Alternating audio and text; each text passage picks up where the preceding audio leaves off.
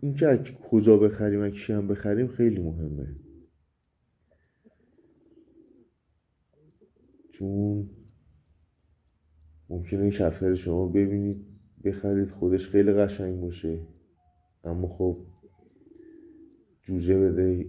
جوجه هاش مثلا غلطدار باشن اصلا، یا یه کفتر دیگه میده جوجه، چون تو پشتشون مثلا زدن هم دیگه جفت خوردن، یا حالا یه سری رعایت نکردن خالا رو با هم دیگه قاطی زدن، که الان هم دارید میبینید خودتون کفتر رو چجوری جوجه میدن، اکثرشون جوجه پاک نمیدن. یکی از دلایلش هم به خاطر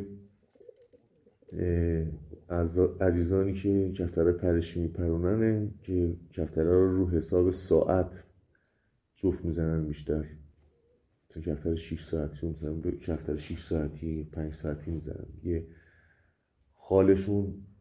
خیلی دیگه براشون مهم نیستش که چی میده، بیشتر ساعت براشون مهمه. ولی خب برای کسایی که به عنوان تزیینی نگه میدارن،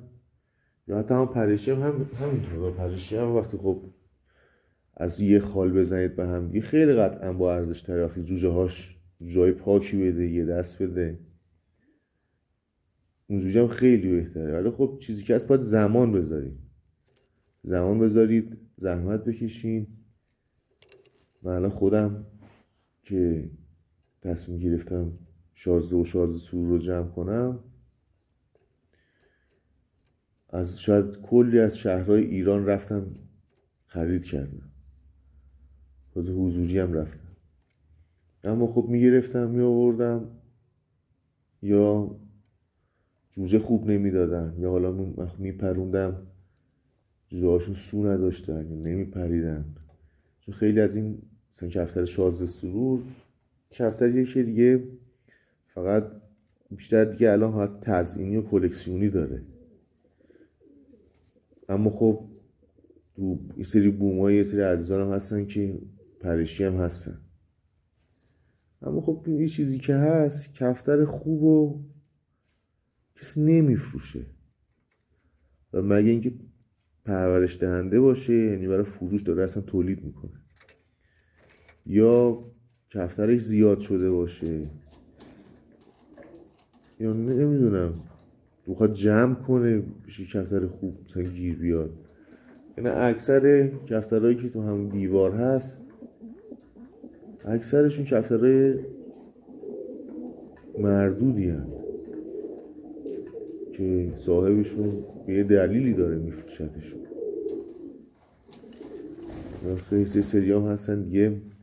خودشون میدونن کفترشون ایراد داره، تخم نمیکنه، نطفه نداره، یا جوجه خوب نمیده، جوجه بزرگ نمیکنه، اما خب با همون قیمت بالا دوباره میذارن برای فروش.